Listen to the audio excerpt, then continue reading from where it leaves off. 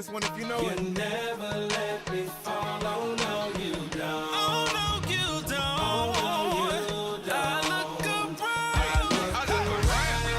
look around. I look around. And realize my frown is now a smile. Hey, I ain't crying no more, no more. Come on, 'cause I ain't scared of nothing. And I ain't scared of nothing no more. There's no more fear. There's no more fear. 'Cause you've been so good. Lord, you've been so good. Hey, you've been so good. So good. And I'ma tell the world. And I'ma tell the world that you've been good. That you've been good. That you've been good. 'Cause you've been so good. Lord, you've been good to me. So good. No matter what the situation, you're still good. Oh, and I'ma tell the world. Connecting the community through gospel.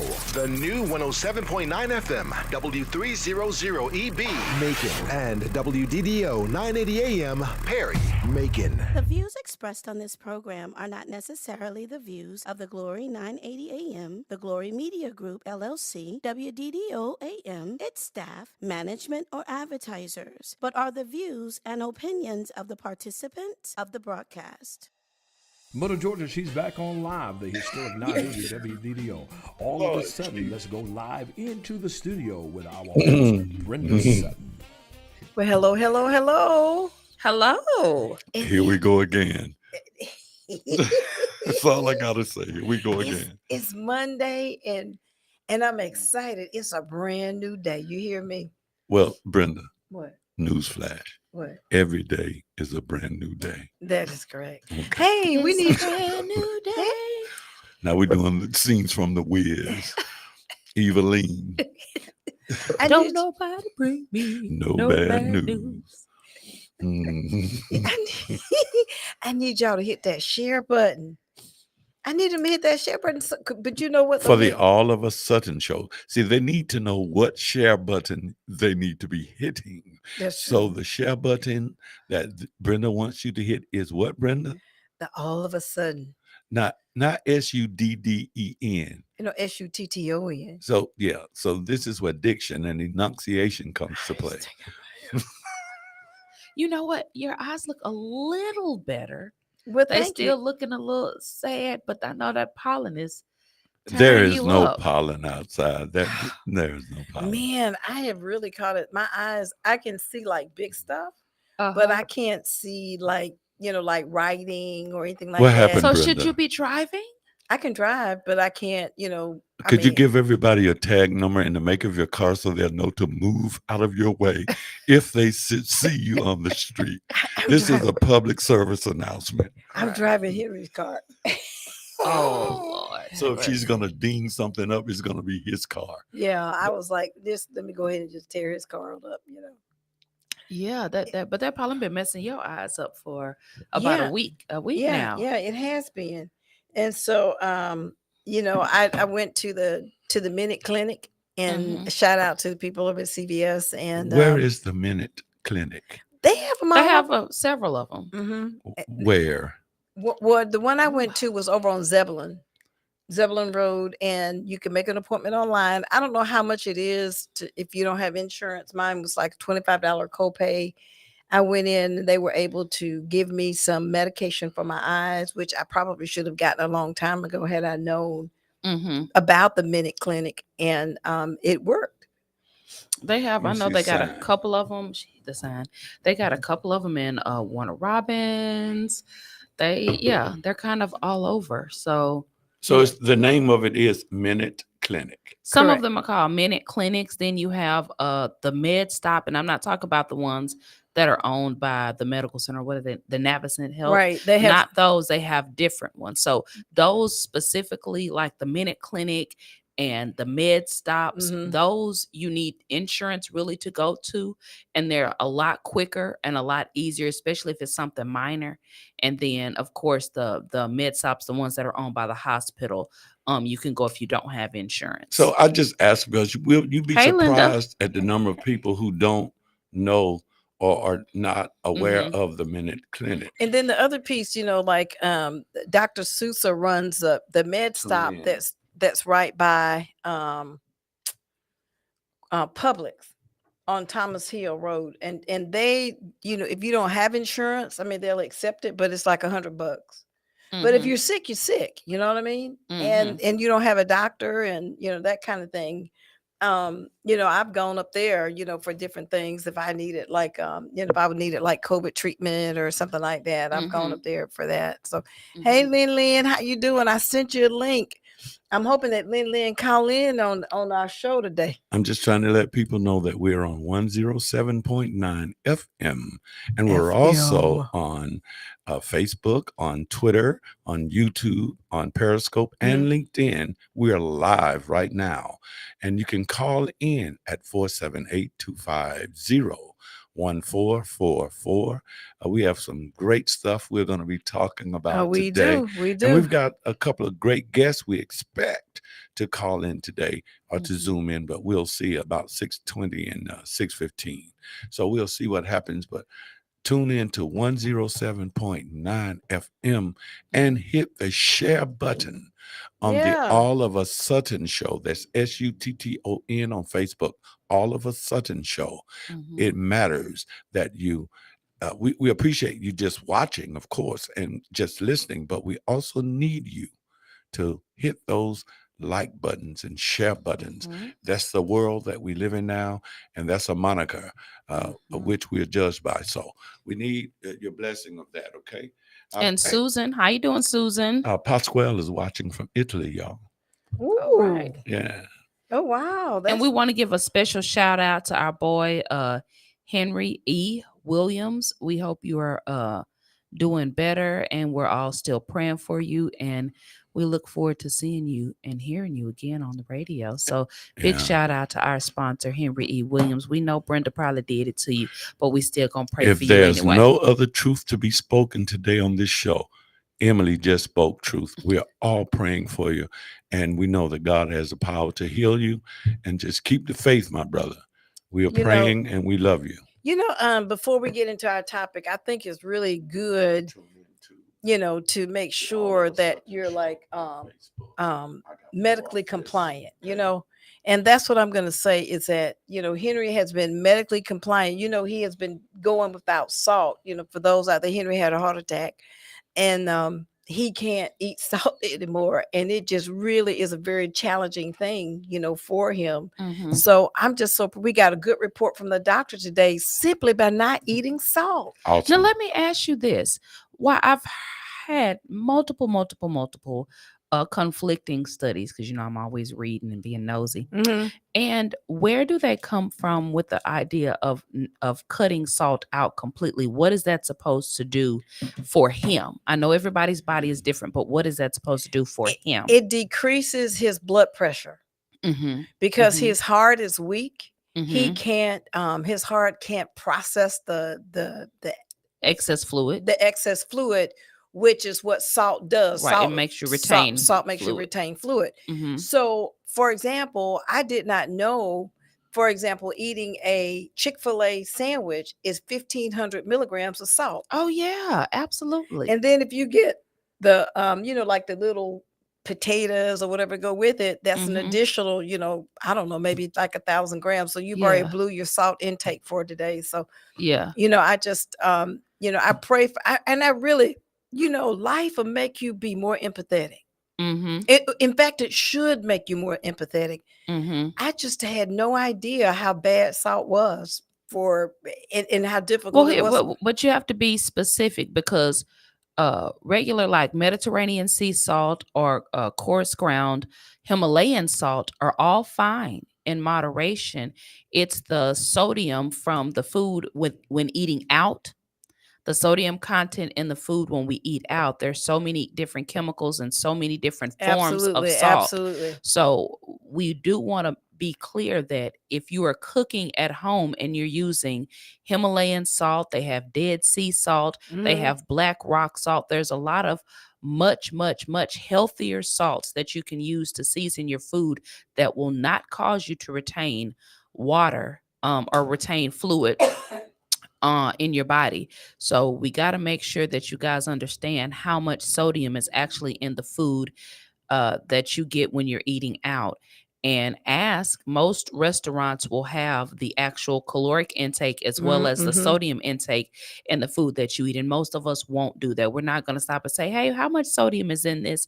But like Brenda said, with the Chick-fil-A sandwich, is 1,500 milligrams of sodium just in the chicken sandwich alone. That's not counting the fries and the ketchup and anything else that goes along with it. So you have to be extremely mindful of that, especially if you're someone that does retain fluid easily, or your body has a problem with getting rid of excess fluid. So there are some healthy, I'm always on top of that. Mediterranean salt, let me say that again, Mediterranean sea salt, pink Himalayan salt, coarse ground, and also black sea salt are all healthy alternatives instead of using your traditional table salt or eating out. But Emily, you came up with a great topic.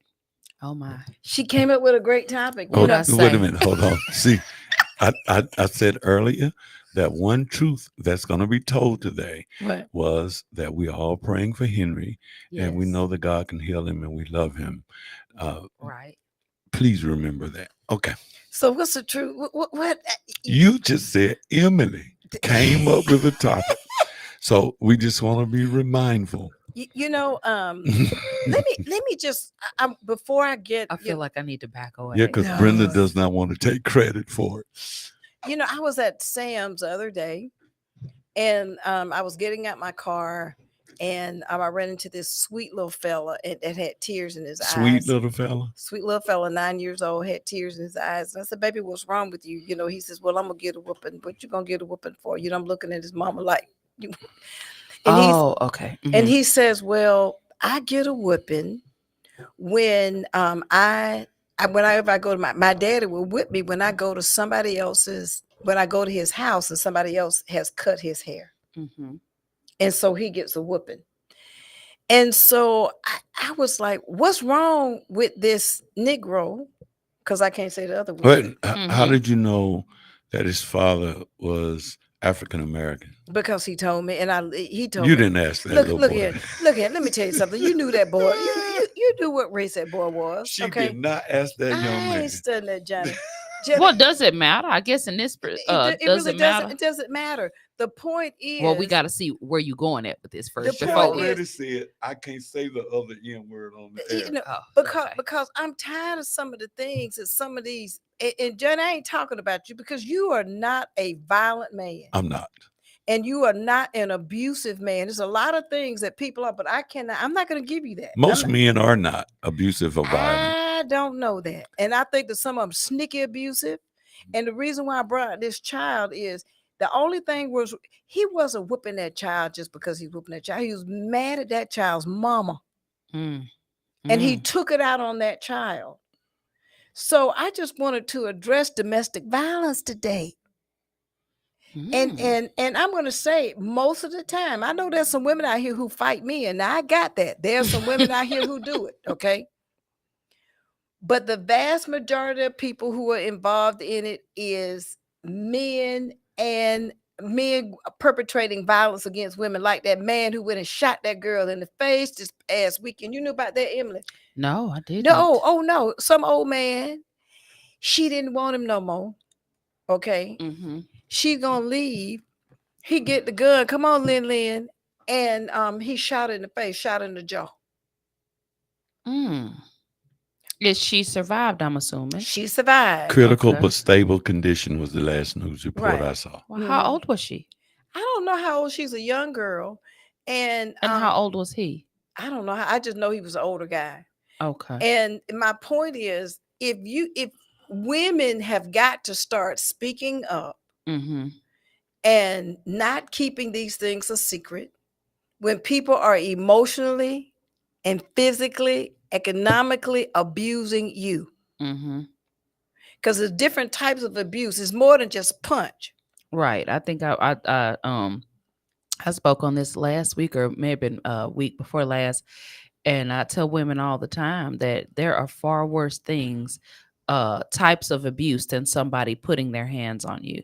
And one of my friends was like, "Well, what are you talking about?" I said, "There is mental abuse, there's emotional abuse, there's financial abuse, there's so many other types of abuse other than physical abuse. And sometimes the other abuse is far worse and far greater Oh, than yeah. someone actually putting their hands on you. And I think we have to be mindful and much, much more aware of what mental abuse is, emotional abuse, financial abuse, because those are all real things. And I was in court one day, Johnny. I was in court, and it was a particular preacher from Macon Beard that was in there, that he took his wife worked, and so he took the receipts. And I can talk about it because it was public, it's public record. Took her work receipts and shredded them because he didn't want her to collect her money, her invoices and things like that. And then he took her makeup and took it and broke all of that up. And then, while he did all that, he was still up in the church Sunday morning up there preaching and having people falling all out and speaking in tongues and everything. Okay. And he was a big, well, it is the truth. And I know that there's some people out there that get mad at me when I be talking about Reverend Chicken Wing and pork chop and neck bone. Y'all can get mad at me. Call in. Give me the call in number, John. 478-250-1444. Remember, this number is the direct call to Brenda today.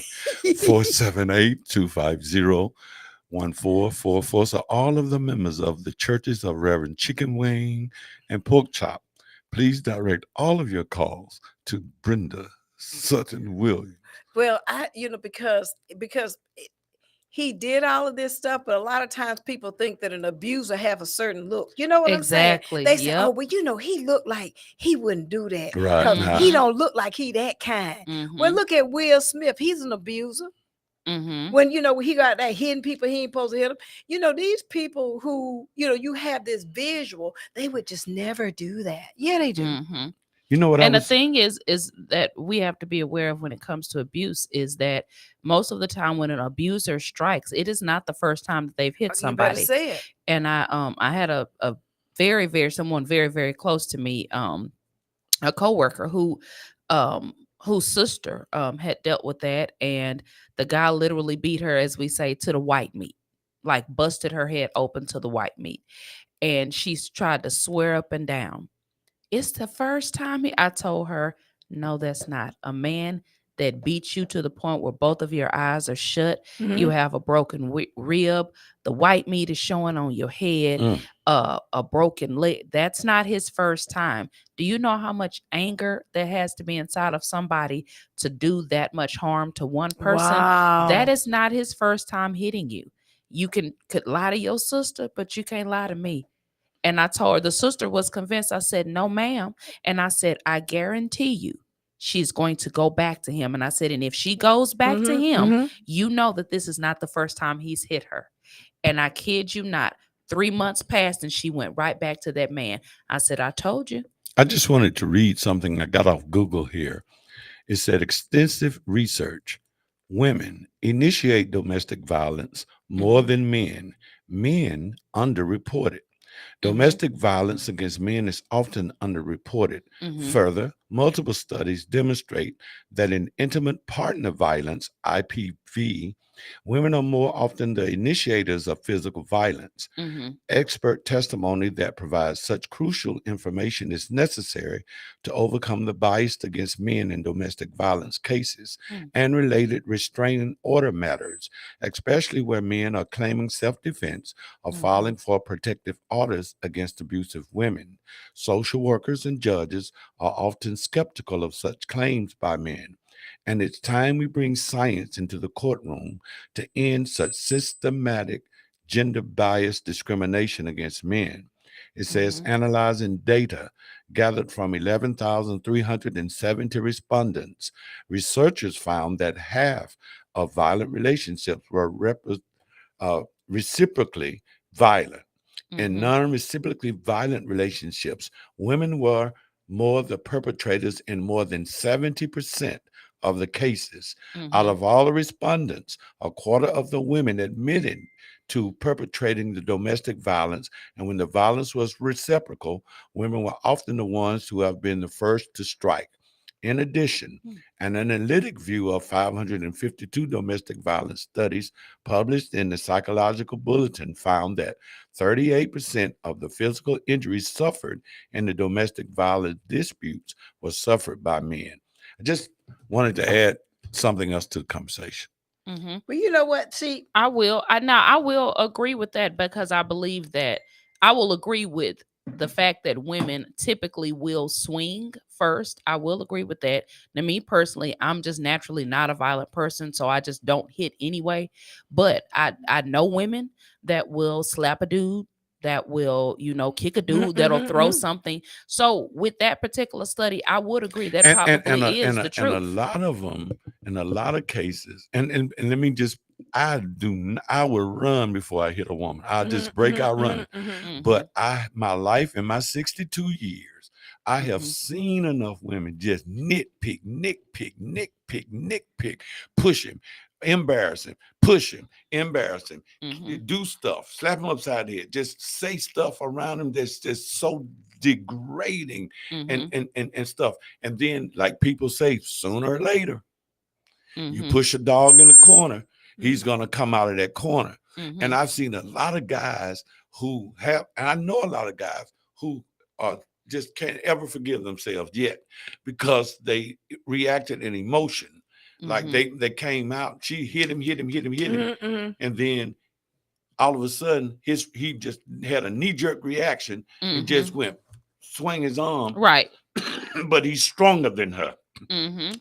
And so his lick made it look so much more terrible than she's hit him 100 times. Mhm. And he hit her once, but he split her head open to the white meat. And Mhm. so then now it looks so, and I don't think a man should hit a woman, period. I If got you you. can break camp, if you can run, now if you're in a wheelchair or your leg broke and she's still there beating on you and she won't stop, and the only way you can make her stop, but I just don't believe a man should hit a woman, because Mhm. whether they think they can do everything we can, genetically, women are generally not as strong as we are. Mhm.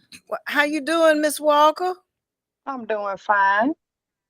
Is that my girl? That's Linda. Hey, Linda. Hello. Linda, what you got to say about this topic today in domestic violence? Child, I just got on here. I missed some stuff. Because we want to know how I you. had technical difficulties. But we were talking about domestic violence, and sometimes women push the men to do it. Really? Yeah. Oh. Did you have You've anything to never say, seen Brenda? that. You know what I say about that? And really and truly, I'm going to go back to this. Johnny, that is the case sometimes. That is the case that sometimes some women out there run their mouth and push, but it's a lot of good women. They not just run their mouth. But They even do a here, lot of physical but I'm going to tell you, attacking. but there is a lot of women who are not doing that. That's true. And these men are dirty and low down. They just dirty and low down, and they are putting their hands on. And you know what? You got to I acknowledge agree. that. I agree. Yeah, You they can't get are. around that. Yeah, they are. And it's a lot of older men. It's a lot of older men that's attracting these young girls, and they Mhm. are physical abusive sugar daddies. Uh-oh. And these young boys are beating up these cougars too. Really? Yeah. Darn. Just keep it real. If you're gonna talk about it, keep it real. So But they you know what? beating up the cougars too now. The old women who keep dating these younger guys, just like the older guys date the younger girls, they end up clashing because of their places in life and Oh, well, different you're things. right about that, because that young boy I'm not beat that asking lady you. up I know and what I'm talking about. But you know what though? The bottom line is, and I have seen this in my professional work, typically what happens with these old men and these young women is cute in the beginning. Okay. When they taking that little pill, and I ain't talking about you, Johnny. Oh Lord, there I'm she talking goes about again. they taking that little blue pill. You know, women got pills too. But they don't need the pill like that old man do. They do have to take the pill to deal with And the young boys. stop leaving out the truth of these conversations. And Johnny, the bottom line is They do. they're taking them little pills, and when them little pills stop working, they didn't have a stroke or something like that. Then it's a problem. Brenda stroking people out, man. You know what? I Yes, know. we're killing. Wait a minute. And the bottom line is those older men, what she's saying, even though we're like making some of it light, it is serious. These men are beating these young women, and they're not telling their parents, and they're not telling their brothers. They're not telling anybody.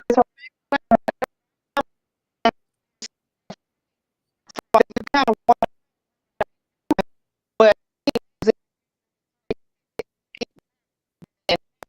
required. They would take.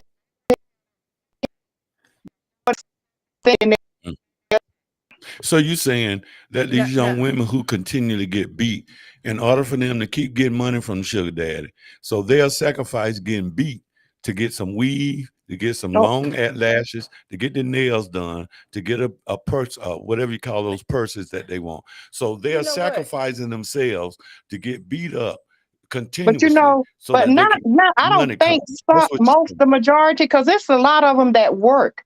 They bring it to the table. I mean, they bring it. But when you find someone that can attack their esteem, lower their self-esteem in them, like, you know, they know something bad about you that you don't want nobody to know, and they will keep holding that over your head, and then they will take and physically abuse you when you make want to leave, and then you get afraid because your family didn't know that secret. You don't want them to know that secret, so you would let him continue to do what he do. I agree with I that. just had a lady that called me Emily, and the woman told me, said her she's leaving her husband, and he told her, he said, "You ugly. Don't nobody want you. You ugly. You this, you that." She took and drug him. Did she say everything you done to me done already been done to you? No, but you know, he was, you know, he went after her esteem, is what I'm saying. He went after her to try to make her feel bad about herself. And so that's what I'm saying. You know, it's bigger than just, you know, the physical part. I wanted to bring it out because I want people, if you are out there listening and you are being abused, you need to tell somebody. And we wish, and I wish myself personally, that nobody was violent against anybody. That's the dream. That's right. That nobody was violent against anybody. But, and I know these fellas, you know, I don't have any respect for you, that if you can walk away or run away or drive away from some agitating situation or something, if you have a choice of moving away from that situation, I really don't have respect for you.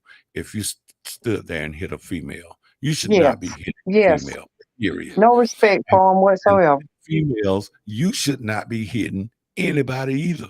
Oh, they fight too. Them women fight. Nobody they be jumping on the men. Hitting anybody. And the thing we brought it out is because I have seen in my experience when these older guys, it could be older, I mean, you know, older women and younger guys, I've seen that too. But I mostly have seen the older guys, when they get these younger girls and they try to leave, that's when they cut up. Oh my God. And I mean, they cut up some kind of way. And that's why I brought it out. I was like, I'm sure you've seen so much in what you do for a living. You know what, Emily? I could only imagine. I would love to be a fly on that wall. You know, I went through in them court cases. You know what though? I went through my statistics. We service, I mean, you know, my program this year serviced 935 cases. 935 divorce cases, and out of that 57% settled. So it's not anything under the sun that I have not heard. I have heard, you know, where men have jumped on their wives, where women have jumped on their husbands, where men have beat the children, where children has beat the men, beat the kid. I mean, if it's anything dealing with a relationship, I have heard it. So you're absolutely correct. And so when we're talking about this, I'm like, it's gotten to the point now we've got, I don't know how many murders we got here in Macon-Bibb. Now we're having to deal with this escalated domestic violence. And it can be with the sugar daddies. But you know what? If somebody don't want you, let them leave. You Yeah. don't have no business trying to force somebody to stay with you. Mm-hmm. And then too, when you have that and you don't say anything, so therefore the other party feels like you have no, well, you ain't got nobody to care about you either. I mean, you ain't got nobody that care for you. See, they don't even stand up for you, but they don't stand up because they don't know that you're doing these things. So Right. when they know that you're doing it, then the family can step in. Because I feel like that, I don't know what the movie was, but I remember. But it used to be a time them old ladies that family came and stood on the yard. Like my grandmama said, I get you from the street. I ain't got to come on your property. You know what? My They cousin. have you arrested nowadays. You can't go But running you up know on what, folks' though? porch. You are absolutely correct, because it was somebody that was beating up my cousin. This real talk. I believe you. My cousin and my brothers. You know, I got 4 brothers at the time. Alfonso, we used to call him Hollywood, and Wolfman, and some other ones. They went out and they waited in the bushes. And when his butt came home, they jumped out those bushes and did some community justice on it. Community justice. And they cut that whooping out. See. They cut out that beating. And you're right, Linda. You have to be able to tell people what's going on. But like I said, you don't even know what an abuser look like, because you'll think, oh, well, and then you know, they don't look that way. But then look at Mr. Alex Murdoch, who killed his son and his wife. Right. Okay, since you Now, don't he know did what one look look. crazy, but yeah, I mean, come on now. She said he did look crazy. Well, you know, but he's a classic case of domestic violence. He would have killed. It hadn't been for it. If people say the computer, he would have walked away if it hadn't been for Snapchat. Thank God for Snapchat. For Snapchat. So, you know, here in Macon, I want to encourage the women, because I saw a picture of one lady. The man had them beat her face up so bad. Lord have mercy. I said, I wish I was her mama. I go right on over there. Linda, I would go over there. I would straighten him out. I know of a case now, and it has me upset. But that girl that got shot on Eisenhower, I know her mother, and I had a chance to speak with her. And they will put on a front so believing that you won't even know what's going on, because they're so afraid. So now I've got to let this person know, because I know now, and I let them know at the baby shower that I'm not to play with about my niece. So it's going to be something done about it. Jesus. You was showing out at the baby shower, Miss Linda. Jesus, I'm calling on the main. I said you was showing out at the baby shower. I didn't show out at the baby shower, but you know, I sit back and I listen. You have to listen too, because see, looking can deceive you. You got to listen. You got to listen at the words that people are speaking. And when I saw how tight he was holding her to him, and then speaking, you know, I'm everything is gonna be okay. See, that's what I tell us. We gonna this relationship gonna work. We gonna work at it and this. But I'm seeing you squeeze her, so I know you ain't right. You ain't right. But you know what though, Linda, and this is how bad domestic violence is. Okay, just like, say for instance, I'm in a domestic violence relationship, and Johnny is sitting over there. Johnny could text me something on my phone, and I'm up here looking, okay, and he texts me something on my phone, and I just get and it would send a trigger to me, you know.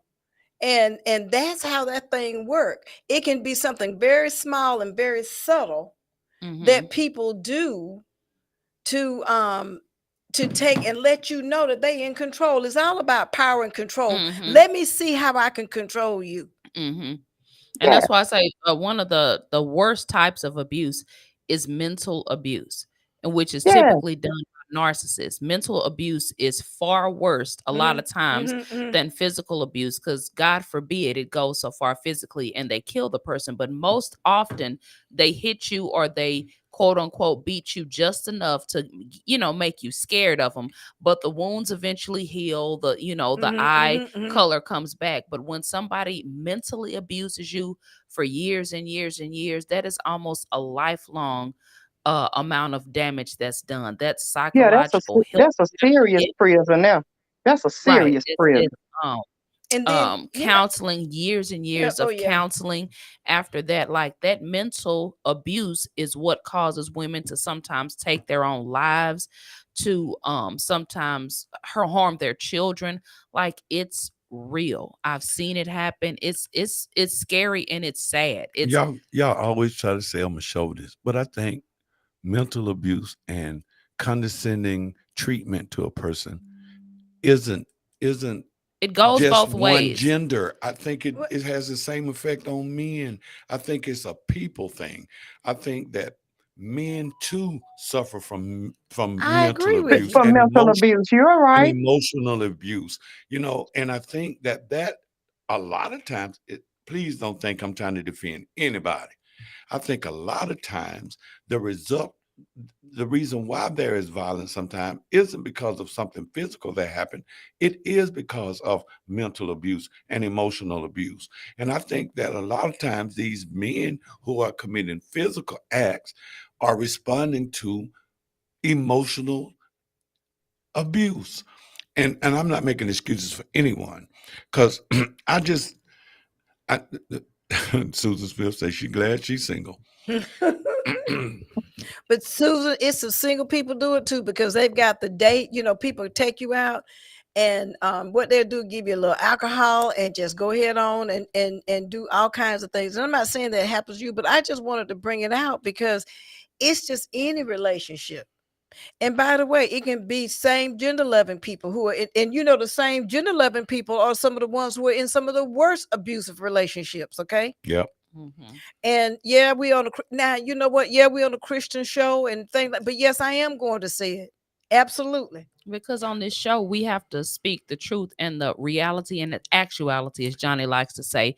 We have to speak on what actually is. And this is a reality and an actuality of the world we live in. Now, today. you just hit on something really poignant. So, from what I've gathered is the general assumption, if there's a male and a female there, and there has been some kind of physical activity, the nod leans to the assumption that it was the guy who was automatically going to be the one that's going to suffer the consequence, get locked up. But now, what happens though if it's two females? Then how do you then come and just say, well, that one's taller, so I'm going to get her? Or do you really wait and try to find out what happened? Let me answer that. Now, I've both of my uncle and aunt were cops for 44 years. They both retired after 44 years. And so I often talk with my aunt about this. And she says, and every cop is different. She says every time they went out to a call that was a domestic violence call, she said that they would separate. What protocol calls for is to separate both parties, get the story from both parties, and then they have to make the decision who goes down, basically who they decide to arrest. She said often it was the woman that was the perpetrator. It was the woman that initiated. And she said sometimes if the male is more aggressive, they have to take the male down. Right. In other words, we have to go ahead on and arrest the male because they have to assess the situation and see who's in the most danger. She said a lot of time, she said more often than not, they would arrest the female because the female was the most aggressive. She said a lot of times they would get there and the man would be the calm one. The woman would be the one that was, hysterical. So they would actually have to arrest the female because she was the aggressor. So I think it depends on the officer and if they're responding accordingly. And you have to have an officer that understands the law, first of all, and secondly, understands how to de-escalate a situation, because I can't come to a situation knowing that after assessing both parties and getting the story, and I see, okay, this man, I can't leave this man here at this house. I need to take him, down. Like, I can't let him call his homeboy to come get him, because as soon as I pull off in his cop car, he gonna come around that corner and come right back. So what I have to do with my professional judgment as an officer, I need to lock you up for tonight, because you need to calm down. Right. And same with the female. Like, you look like you gonna take this shoe or take a knife and slash his tire. I can look at you and tell by the way you're behaving that if I leave and turn this corner, you gonna slash that man's tires or bust his window. So come on, go with us, ma'am, because you can't. But you're right about the separation. You are absolutely right, because they have to figure out who, because one would lie. Most time the females can put on a good show. But I've seen a male that can outact a female. So They have to separate and they have to make sure it ain't funny now. I'm telling y'all something, the truth. They have to separate them. And a lot of times you got to, like you said, Emily, they sometimes got to be a cop, a psychiatrist, and all of that stuff on the scene because you got to evaluate the people who you talking to. You got to listen and tell that this is a lie here. She done beat that man up. And in the process of beating him up, done hit her own mouth and saying the man punched in the mouth. So they got to realize that there's a liar in the midst. So if they separate them and they're not able to hear each other's story, then they can figure out who's doing it. And let me say Susan, this too. Susan sounds like she's had the experience.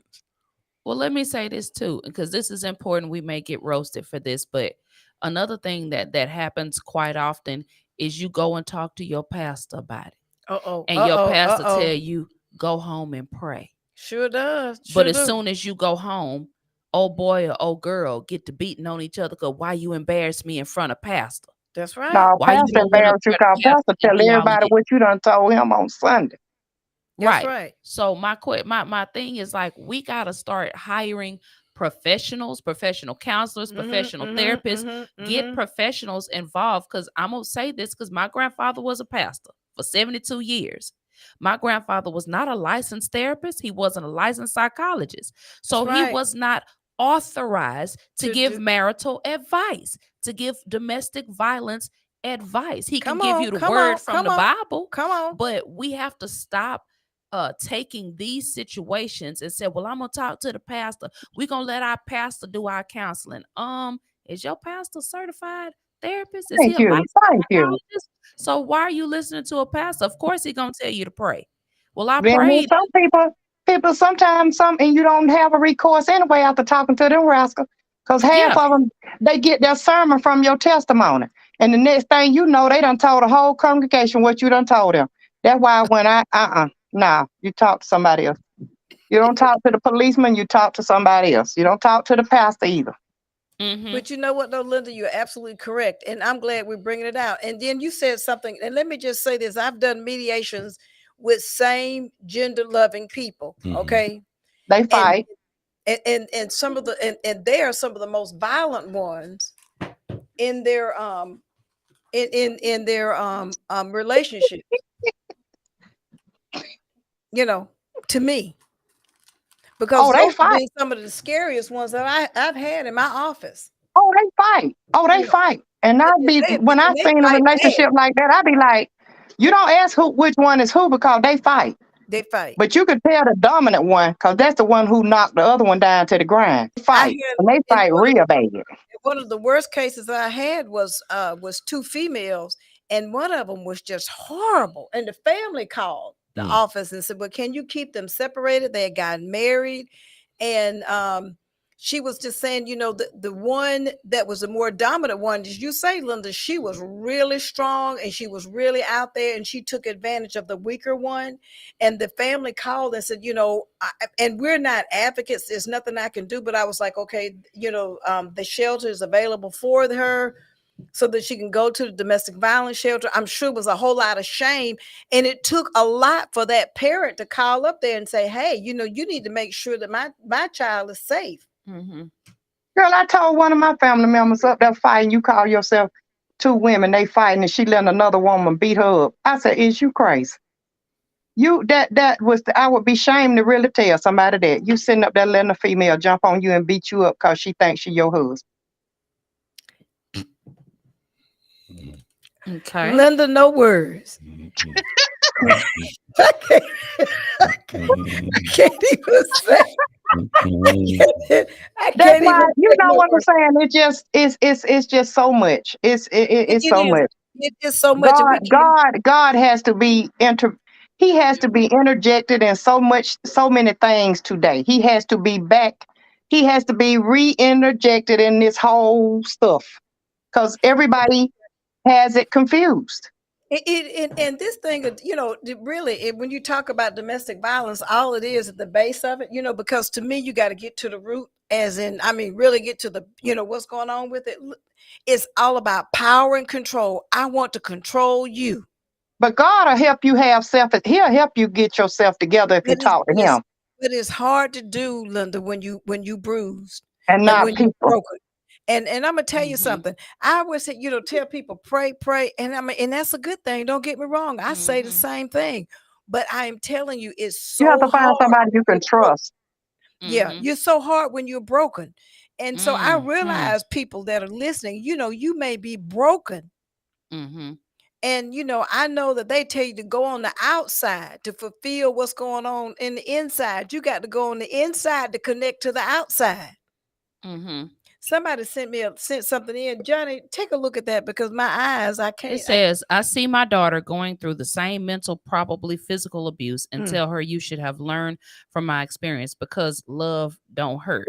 Oh, Now, what I can say is that children are creatures of learned behavior. So it doesn't matter how many times you tell her that, Miss Susan, she learned it from watching you. So sometimes as small children, things are planted in their subconscious and it becomes their normal. So unless you got her counseling after you decided to leave your abusive situation, statistically, they say that she is going to follow that exact same pattern you did because it's all she knows. And so yeah, I'm not surprised that she would be in that same situation as you, but until she actually gets help, she's probably going to go to another relationship that she's going through that same thing. And you really have to, because what happens, Susan, is an abuser, and this is really weird, it's just strange, but an abuser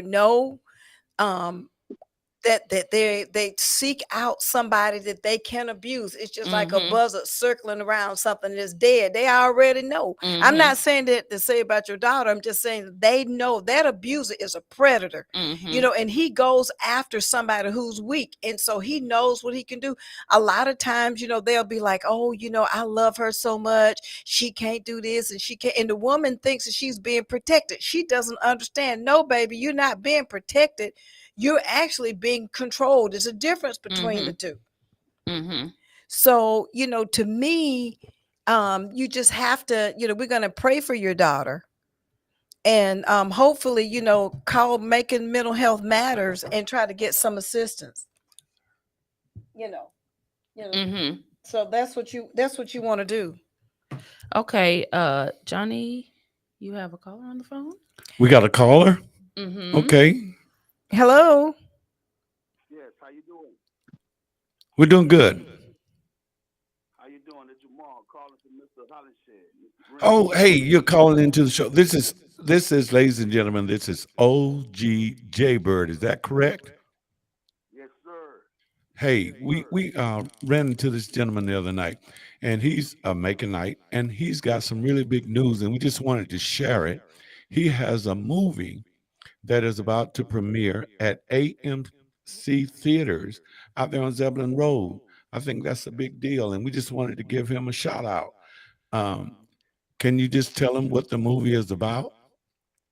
Yes, sir. The movie is a true life story about my life growing up in Macon, Georgia, dealing with the trials and tribulation as a youth until now. And a lot of people can y'all hear me? Yes. A lot of people in it you might can identify with. Mr. Al Tillman in it, Mr. James Timley also in it, and Wonder Twins, and a lot of people's in it. Came out of support, a lot of therapists, because growing up without my mom and father was a real struggle. But I still went in the military, and dealing with the street life, and I'm still here, jail, and go through. I kept guarding my life, and now I'm here. I'm still striving. It's about a true life story that a lot of people being able to identify with. I'm also a veteran, so I deal with PTSD as well. They call PTSD a real thing. So I have therapists in it and counselors, and Mr. Harold Franklin preachers in it. It's a true life story, and y'all going to enjoy it. Okay, and what's the name of the movie? The movie's called Through It All 2. Through It All 1 is 2. Right. Through It All One is already on a lot of networks, Tubi and Momentu and Hulu and Waruka. So many. I forgot the name of Roku, so we're But going to it's a continue to big make deal, I moves for think, that. to have a movie playing at the AMC theaters. That's a big deal, Mhm. and we commend you for that. That's an awesome thing. You said AMC or Amstar? Amstar, that's what I mean. Damn I'm sorry. sorry, but we thank you so much. Yes, ma'am. Hey, I'm sorry about that. Thanks, Emily. It's Amstar Theaters out there on Zebulon Road. That's a pretty big deal to have your movie premiering out there and being shown on those screens. Thanks a lot, y'all, for having me on your show. Well, thank you. And maybe we'll have you on again at some other point because I feel like there's a great backstory there because I heard in that you mentioned being involved with some things that were on the other side of the law and then getting away from that and then joining the military. And then after going to the military, then you had to deal with trying to straighten your life out, right? Yes, sir. And then as a result of that, then you got PTSD as a result of being in a situation that you went to in order to try to do some corrective matters in your life. So certainly you're a great candidate to be an uplifter for some of these young people to show them that you can change your life around and do some positive things in this life.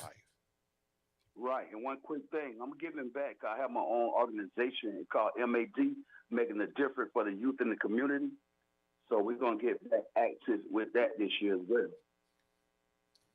Ooh. That's awesome. Well, let's Mhm. and I'll get with Johnny. We'll have you come on the show so that you can talk more about your experience because I'd love to hear it. Yes, ma'am. Will do. All right. Well, Thank you so much for calling in. Thank y'all. And I hope y'all have a fruitful day. All right. Thank you too. so much. That was interesting. I'm always proud to hear somebody who is still striving and achieving. And he sounds like his journey has been one full of different obstacles. Mhm. And he seems like he's overcome so many of them. And then one of the greatest things that he said was he is now being a servant, giving back to the community. That's just Mhm. outstanding. That's awesome. Mhm. I Yeah. appreciate him calling in, sharing. That I really do. We- It Okay, really so we showed. got Gavin. Hey, Gavin, how are you? Hi, I'm well, and yourself? Oh, okay. Now listen, y'all, let me just say, I am so excited to have this young man to come on this show. Uh, he is Quincy Jones, Ray Charles were students of the Berkeley School of Music. They attribute most of their success in music and in that industry having been students of the Berkeley School of Music. There are not many people on the planet who have been Berkeley School of Music students. Well, this young man from Macon, Georgia, Gavin Russian, is a student now at the Berkeley School of Music. And we're just so All very, right. very honored and happy to Thank you. have you on here, man. A young man, what's your age? 23. 23 years old, out there doing great things. And I know that you have a great church background here in Macon. If you will, just take a couple of seconds here and just let people know who you are if they don't know who you are, where you come from, and what it is you're trying to do now. Most definitely. So I'm going to start with a little bit of my background. I am from Macon, Georgia. Musically, I come from a musically inclined family on both sides. My father's side is full of musicians. My mother's side is full of musicians, down from my great grandparents all up to our current generations. My father's as an instrumentalist who played 5 instruments. My brothers, sisters, all of us play. So the gift of music was definitely in me naturally. And with that comes the church background as well. Both grandparents on all sides were pastors. So I definitely came heavily with the church. So a lot of the gospel experience, a lot of the church's experiences embedded within me, along with the music that comes from that.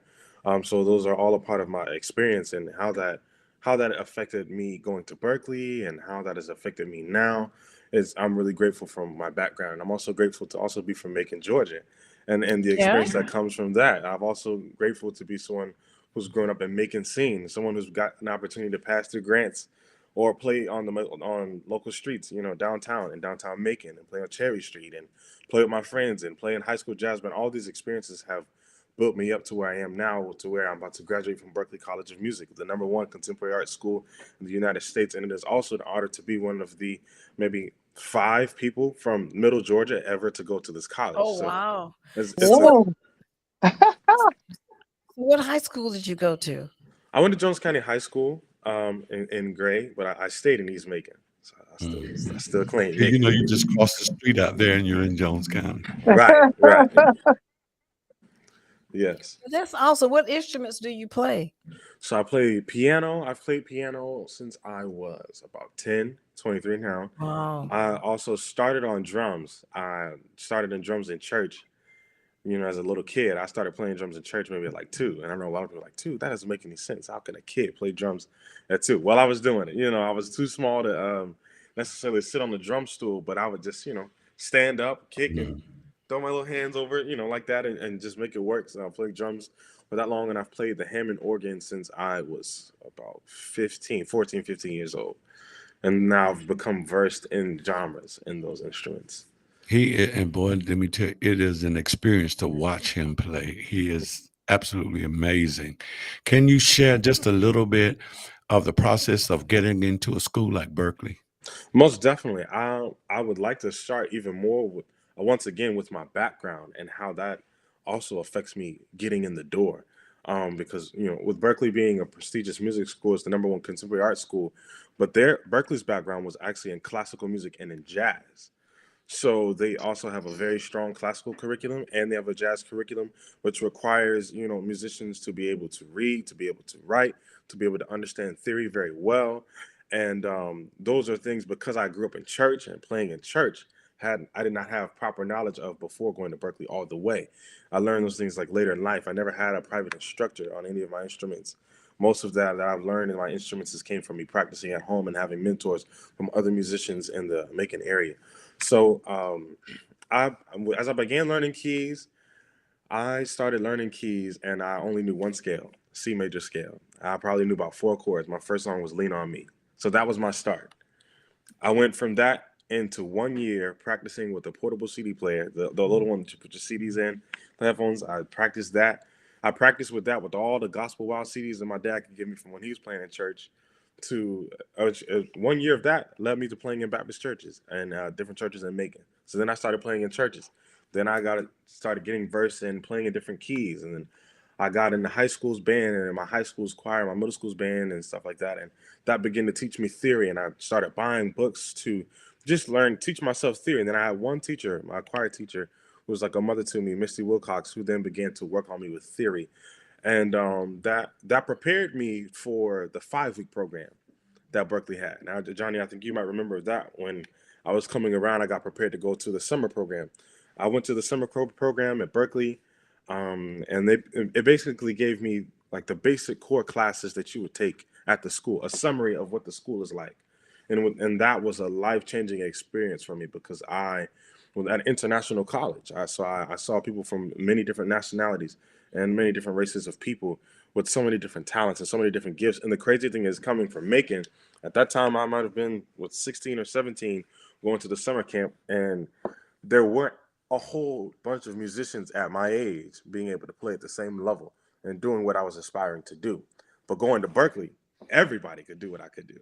So that was a huge culture shock for me. That was a different way of just looking at things, because now I'm working with people at the same mindset, the same caliber. So that began to push me and drive me. Plus the classes that I was in also shifted me. And I took everything that I learned in that summer program. I worked hard. I came back home, and I worked hard some more, because that gave me the taste to see what it was going to take to be at this college. Once I came back from that summer program, I came back to Macon. I was playing all the time and doing a bunch of shows, and doing whatever it took to make it. And my mother, she helped me get my audition materials together. She helped me start sight reading. I learned to sight read, what I wasn't able to do before. I learned sight read. I learned all my theory. I learned all that I could, so that way I could audition for the college. And you know what? I auditioned for that college with all of the experience that I had taken, and I got a scholarship of $150,000 for 4 years. $150,000. Yeah, one of the highest. $150,000? Yeah, $150,000 for 4 years. So that's awesome. Yes, yes. So everything that I learned in high school, all of the teaching, all of the trainings, all Hmm. of the playing at grants, all of the listening to OGs and people that are older than me, all of that contributed to me getting into Berkeley, getting into learning my theory, getting into practicing and honing my skills. All that went Listen, into Gavin, Gavin, we're gonna have you back on. But guess what? Our little birdie told me you're gonna be playing and making this weekend. Is that right? You're gonna be in town? that is true. I have where are a you going to show be at playing? at 1212 Music. 1212 Music in Macon, Georgia. This is downtown. This is 183 Oh, Lower. Bay Street. 183 Bay Street. Yeah. Okay. you know what, Gavin? I just gotta know. Tell me one of your OG mentors that's from Macon. Most definitely. Kenny Pratt is one of them. Kenny Pratt is one of my mentors. Cornelia Spencer, another one of my mentors. Another Jadon Lavender. Those are probably three of my main influences. And when Kenny people Pratt ask- is my choir director at Lizzie Chapel. Most Really? definitely. Yeah. So people often ask me, they say, okay, well, who do you study? Who do you listen to? I said, my main influences, those three individuals. They taught me what I know. That's awesome. We're gonna have you back on again, okay? Yes, sir. Thank you. Well, so you're gonna be playing where again in Macon Friday? This is going to be at 1212 Music at 183 Bay Street, downtown Georgia, downtown Macon. What time? 183 Bay Street. It's from 7 to 11. And we have other openers as well. We have Rock Solid Music, another local band and a group from Macon. And we have You've Josie been listening Moten, to All another of a Sudden. performer Join from them Macon. every Monday evening from We're gonna 5 to have 6 Gavin back All on of a Sudden again, with you so he host can with be an Brenda inspiration Sutton. to That's some every other young. Monday. We'll see you there. The views expressed on this program are not necessarily the views of the Glory 980 AM, the Glory Media Group LLC, WDDO AM, its staff, management, or advertisers, but are the views and opinions of the participants